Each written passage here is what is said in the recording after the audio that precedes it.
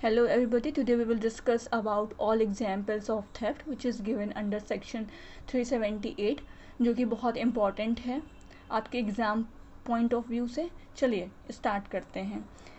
Example number A, that is a cut down tree on Z ground. ठीक है, ए जो है मिस्टर ए जेड की ज़मीन से जो एक पेड़ लगा हुआ है वो उसको काट देते हैं। ठीक है, तो इसमें क्या होता है, इन्होंने क्या किया, डिसऑनेस्ट इंटेंशन के साथ किया, विदाउट जेड के कंसेंट के साथ किया।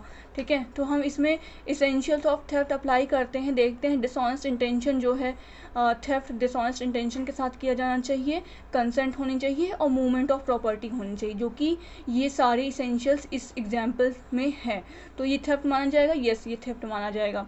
तो बी में क्या होता है, ए जो है इंड्यूस करता है जेड के डॉग को कि जेड का डॉग जो है मेरे साइड आ जाए। ठीक है, उसको कुछ लालच देता है, कुछ ब्रेड दिखा के उसको अपने पास बुलाने की कोशिश करता है। तो क्या इसमें थेफ्ट होगा? यस इसमें थेफ्ट होगा।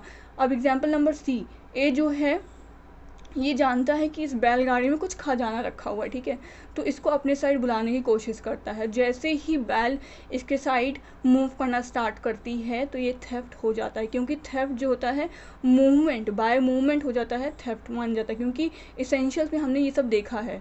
और डी में क्या है, डी और एग्जाम्पल के बीच का डिफरेंस बहुत इंपॉर्टेंट है, तो आप इसको ध्यान से समझिए। ये मिस्टर जेड जो हैं एक सोने की प्लेट मिस्टर ए को देते हैं, और जैसे ही मिस्टर ए देखते हैं सोने की प्लेट है उसको लेके भाग जाते हैं उनके सामने ही। ठीक है, तो ये क्या कहते हैं, ये थेफ्ट होगा? हाँ माना जाएगा थेफ्ट, क्योंकि theft is out of position है, तो इनके पास पोजीशन थी और ये लेके भाग गए। ठीक है, और ई में क्या है, मान लीजिए जेड जो है एक प्लेट मिस्टर ए को देते हैं और वो कहते हैं कि इसकी आप केयर करिएगा और हम कुछ दिनों बाद आएंगे, क्योंकि ये प्लेट सोने की थी तो ये कहीं बाहर जा रहे थे कुछ दिनों के लिए, तो उनको लगा चोरी ना हो जाए, तो ये मिस्टर ए को दे देते हैं।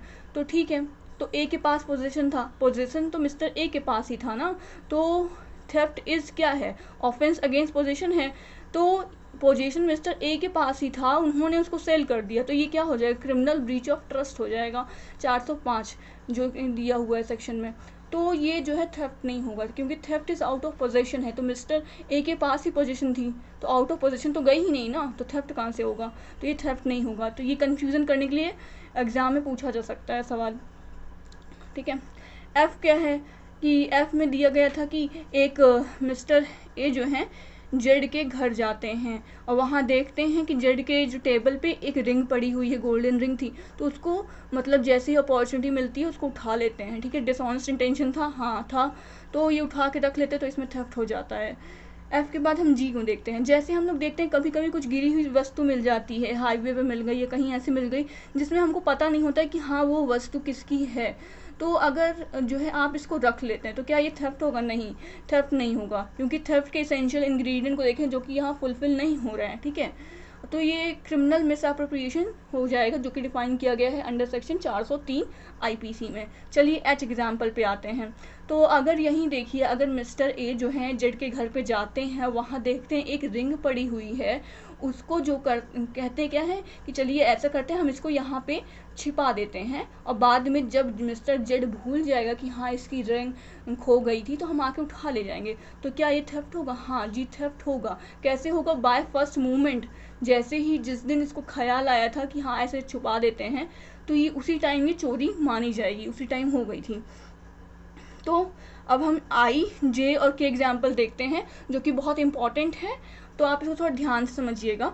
आई एग्जाम्पल में क्या दिया हुआ है कि मिस्टर ए का कुछ पैसा उधार है जेड के पास, मिस्टर ए अपनी वॉच देते हैं जेड को बनने के लिए और जेड जो है बना देता है, तो ए जो है विदाउट पेमेंट, ये वॉच के लिए जो पेमेंट बाकी थी, विदाउट पेमेंट इसको उठा लाते हैं। ठीक है, तो इसमें क्या हो जाता है कि क्योंकि मिस्टर ए का डिसऑनेस्ट इंटेंशन नहीं रहता, यहाँ पे उनको लगता है कि पैसा तो मेरा उधार है ही, ऐसा करते हैं बिना पेमेंट के ले आते हैं, तो यहाँ थेफ्ट नहीं माना जाएगा। अगर यही सिचुएशन सिंपल होती कि मान लीजिए कोई पैसा उधार नहीं था, ए और जेड के बीच कोई पैसा उधार नहीं था और मिस्टर ए जो हैं विदाउट पेमेंट तब ले आते हैं, तो यहाँ पे जेड जो है यहाँ पे थेफ्ट माना जाता। ठीक है, यहाँ पे थेफ्ट कंसीडर किया जाता। चलिए इसके कुछ एग्जाम्पल और दिए गए हैं। एल वाले एग्जाम्पल में ये कहा गया है कि मिस्टर ए जो हैं कुछ प्रॉपर्टी जेड की ले लेते हैं, मतलब कुछ जैसे कि कुछ सामान था उसका ले लेते हैं, और कहते क्या हैं कि ये मैं तब तक इसको अपने पास रखूँगा जब तक मिस्टर जे मुझे इसके लिए कुछ पेमेंट ना कर दे एज अ अवार्ड। मतलब जैसे कि मान लीजिए मैं खोज के ला के दे दूँ, कहूँ कि हाँ मैंने खोजी है तो जेड हमको कुछ अवार्ड देंगे, तो ऐसा कुछ नहीं है, इसमें थेफ्ट माना जाएगा। और एम वाले में क्या होता है कि मिस्टर ए जेड की लाइब्रेरी में जाते हैं, विदाउट जेड की कंसेंट से ये कुछ बुक उठा लाते हैं। तो अगर यहाँ माना जाएगा, अगर जेड की इम्प्लाइड कंसेंट थी, ठीक है, तो यहाँ थेफ्ट नहीं होगा जेड की इम्प्लाइड कंसेंट, क्योंकि दो टाइप की कंसेंट होती जो कि मैंने लेक्चर में बताया हुआ है। एन वाले एग्जाम्पल में क्या था, ए जो है कुछ चैरिटी मांगता है जेड की वाइफ से, तो जेड की वाइफ जो है उठाकर कुछ पैसे और अपने पति के कपड़े और कुछ मतलब खाने पीने का सामान दे देती है। तो यहाँ क्योंकि कंसीडर किया जाएगा ए कि ए ये मानता है कि जेड के पास एक इम्प्लाइड कंसेंट थी उसके पति की कि वो कपड़ा उसका दे सके, ठीक है, तो यहाँ पे थेफ्ट नहीं माना जाएगा। अब यही अगर दूसरी कंडीशन देखें, अगर ए मान लीजिए ए क्या है, जेड की वाइफ है यहाँ पे, और ए जो है एक्स था, मतलब एक्स क्या मतलब बीएफ, ठीक है, तो इनका बीएफ था, पैरामॉर्ट बोलते हैं जिनको।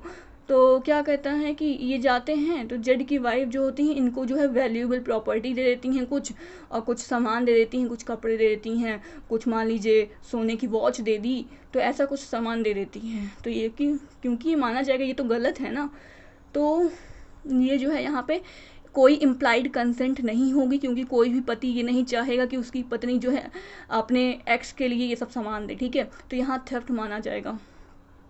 एंड लास्ट वाले एग्जाम्पल में ये कहा गया है कि ए जो है गुड फेथ में कि कोई प्रॉपर्टी उठा लेते हैं, जैसे कि छाता वाला एग्जाम्पल था कि मान लीजिए बारिश हो रही थी, उसमें छाता एक्सचेंज हो गया, तो इसमें क्या माना जाएगा, थेफ्ट नहीं माना जाएगा।